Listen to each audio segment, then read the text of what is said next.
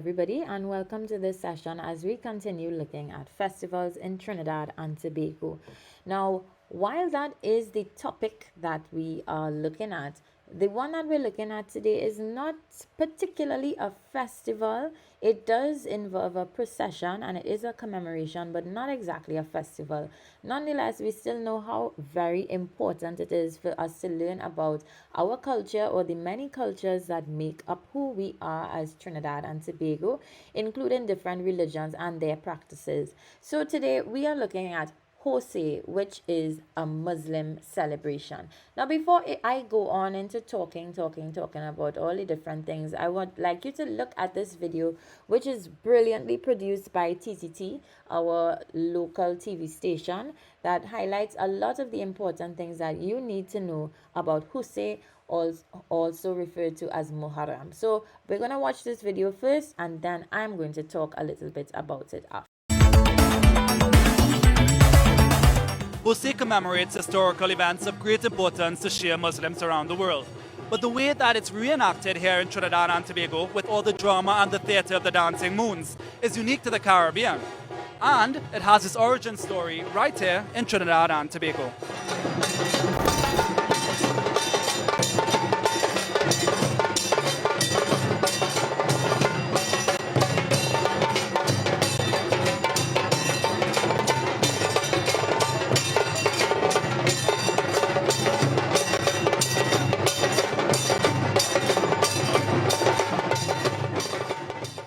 What does the word Hosay mean? Husay really is Muharram. Muharram procession, Ashura procession. In Trinidad they call it Husay, but really Husseini procession in remembrance of the death of Hazrat Imam Hussein, which was the grandson of the Prophet Muhammad. He was martyred in the year 680 AD in Karbala, Iraq. This year is 1,339 years since this observance has started in the world. It so happened from India when our forefathers came here. It came to Trinidad. So the ancestors brought the traditions to Trinidad, where we build a Taja every year in remembrance of him. What is the Taja and why is it being featured in this commemoration? There are 5 decorated Tajas. A Taja basically is a replica of the tomb of Imam Hussein. They try as best as possible to replicate more Islamic architecture. It is made out of bamboo, cardboard, tinsel, paper, fabric, and it's decorated and brought out onto the streets, but it really represents the tomb of Imam Hussein.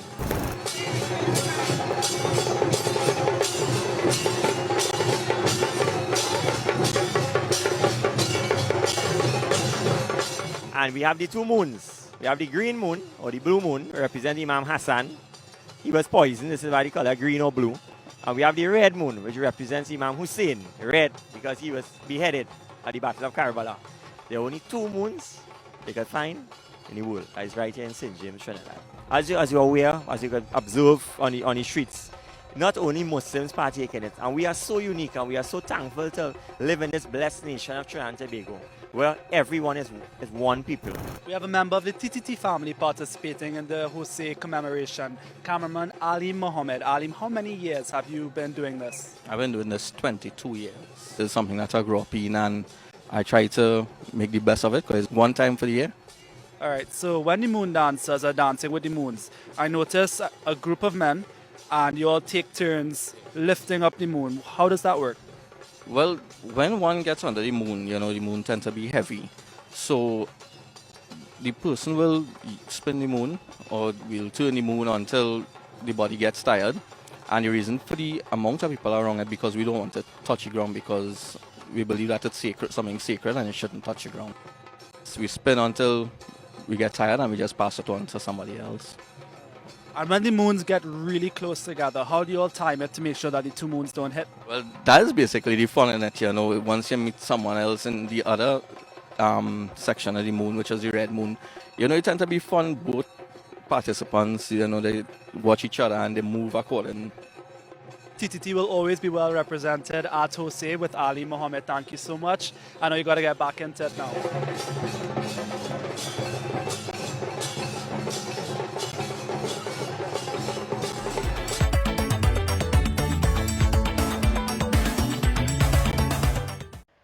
Lovely. So between Alim, Zico, and Jamil, we learned quite a lot about Hussein there, and I hope that you were able to pause the video at different intervals and take notes of the things that were featured in captions on the screen. So I'm going to just boost up that information a little bit more and talk about some things that Jamil himself also taught me, about Hussein.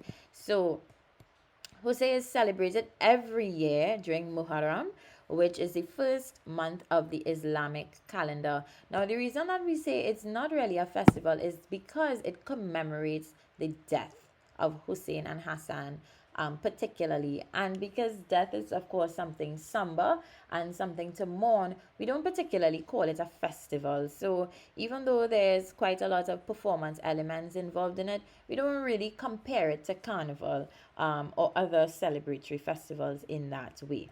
So, we learned, of course, that it is a Shia Muslim ritual that has its roots in India. Now, the one that we saw was Hosay in St. James, and most times we do talk about Hosay in St. James. That's probably the biggest one that exists now, but it was common in communities all across Trinidad. And particularly, we're going to talk a little bit later about the Hosay riots or the Hosay massacre, which happened many years ago. But of course, it's very important to the way that we celebrate and the way we view ourselves as Trinbagonian people now. So it lasts 10 days, but it comes to a climax with the last 3 days with street processions. The first night is called Flag Night.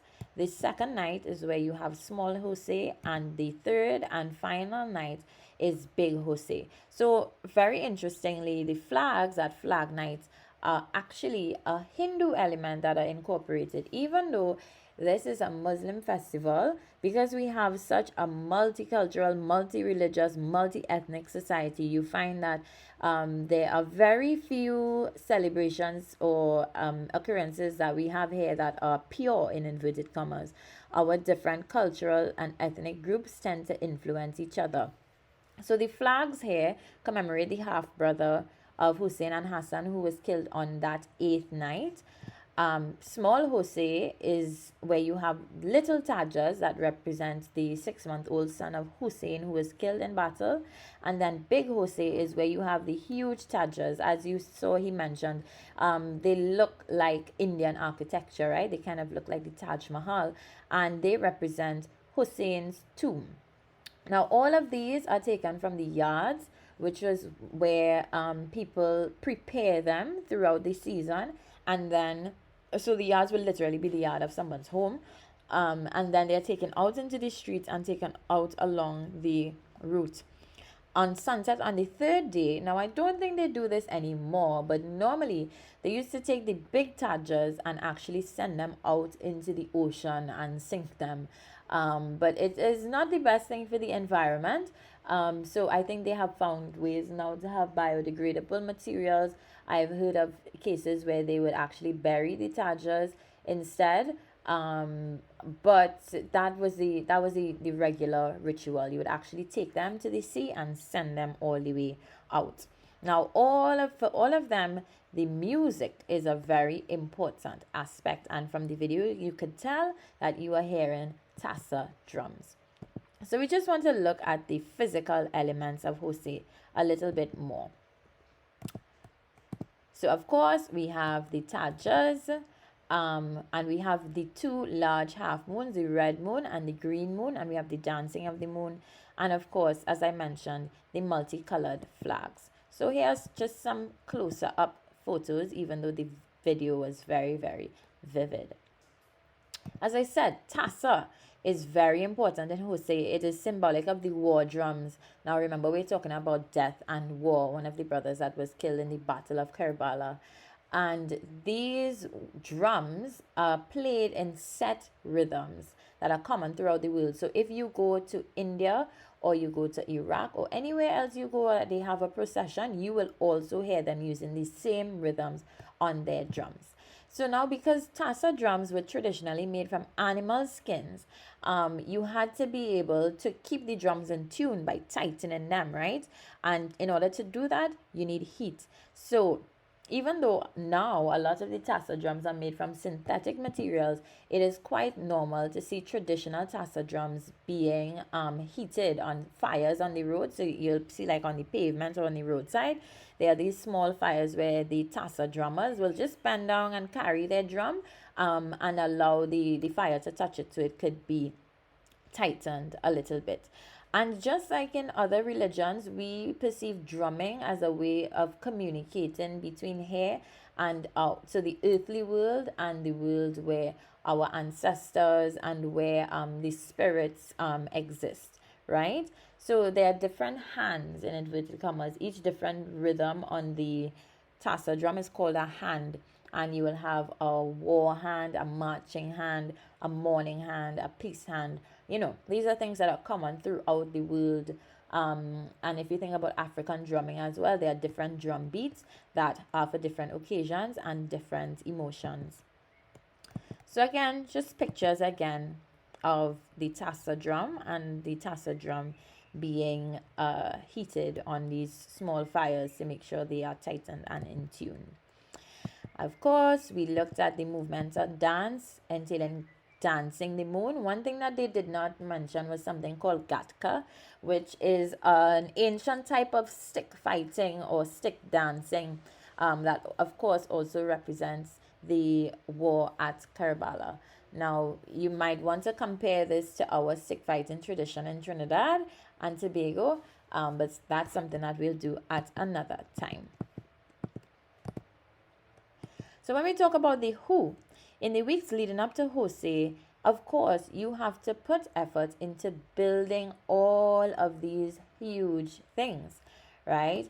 Each yard is a sacred space, and it's dedicated to the construction of one thing. So in my yard, we might have the green moon. In your yard, if you're my neighbor, you might have the red moon. Different tajas are built in different yards and so on. So the people who are helping to build are actually involved in a deeply spiritual process where they are abstaining and fasting throughout the process. In Trinidad and Tobago, unlike most places, you're going to find that people of all races and religions are welcome to participate in Hosay once they are respectful of the observances. So it is not just a Muslim thing. And this is also not for all, it's not something that all Muslim people celebrate, but it is more of a community thing, you might want to say. Women are traditionally not allowed in the preparation spaces, but sometimes nowadays you can find women playing tassa in some places. Now, one of the reasons why this was preserved so strongly in St. James is because the people of that community, they were not overprotective or very insular with their tradition. They were very open and allowed other people to join in and celebrate as well. So this is actually a photo of what I was talking about when the Tajas are sent out into the sea in the evening. I'm going to send you all of these slides with the information. I'm not going to tell you everything, but some of these slides have information about why it is sent out in the evening. These are not necessarily things you're going to be tested on, but just things that if you're curious about it, you can know. But what I want to speak about particularly is the historic aspect of Hosay. Now, even though we have established that it is not a carnival, it is not a festival, it does happen to have quite a similar history to our carnival in Trinidad, particularly. So now, during indentureship, there were Hosay celebrations held at every estate. Remember, this was a time when slavery was abolished, and you still had ex-enslaved people sometimes working on the plantations, and then you had indentured laborers who came from India who were working on the plantations as well. So when they had Hosay celebrations, both African and Indian laborers used to participate, and of course, the colonial authority did not like that because they wanted to keep us as separate and as antagonistic to each other as possible, because they feared that if we united as a force, we would be powerful. And that is a lesson that I guess we could still learn going forward in the contemporary era now. In any case, it was quite like Canboulay in the sense that you had people wanting to practice their own cultures, and the colonial order did not respect or like that public show of their culture at all. And in the 1880s, there were a lot of uprisings and arrests that involved ordinary, in inverted commas, people and the colonial authorities. The biggest one, the biggest ones, sorry, being the Canbule riots and the Hosay riots. So now you have to remember that even though they were indentured laborers, they were treated quite similarly to slaves in many cases, and they were not having it. In many cases, they had now started to act out and show their discontent at the way they were being treated, in the same way that the ex enslaved people, and when they were enslaved, managed to protest in different ways as well. So, there were many harsh rules and implementations that were put against them. Quite one of the common ones that we're going to know about is, of course, the canboulay, the rules that were placed against the canboulay.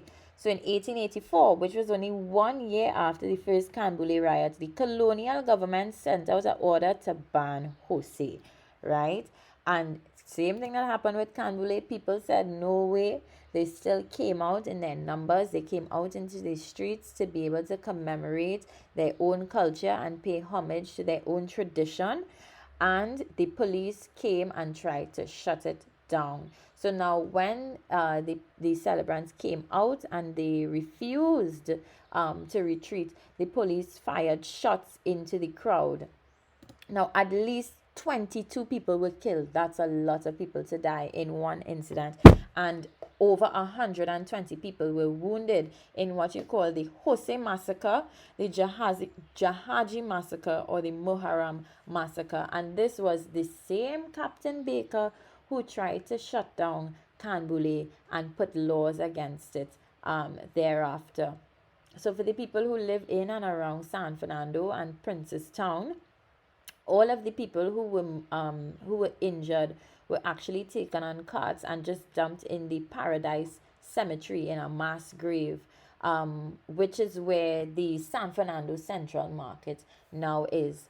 And a lot of people say that because this happened and the people were not allowed to come and claim and identify their loved ones, people suspect that the death toll was a whole lot higher than we know, or than we think we know, from the Hosay riots or the Hosay massacres. So again, we see how the colonial order attempted to oppress not just the ex-enslaved, not just the African people, but anybody who was considered by them to be the underclass in society, right? So these two photos are from 1910 on the left hand side and 1884 on the right hand side, which were and 1884, of course, was the year of the Hosay massacre, right? So we see how by now preserving our culture and staying strong in it, despite all of the efforts to try and oppress and to try and squash and silence the religious and cultural traditions in Trinidad and Tobago, it is really admirable that it has been preserved and is still being practiced so actively now, so many years later, right? So you are free to do more research on Hosay, on Muharram, on Canboulay, on all of these things that are such important aspects of our identity as Trinidad and Tobago, and we will discuss it further. And of course, you can ask me any questions, anything that was not clear to you when you see me, or any comments underneath here. So thank you for listening and take care. Bye bye.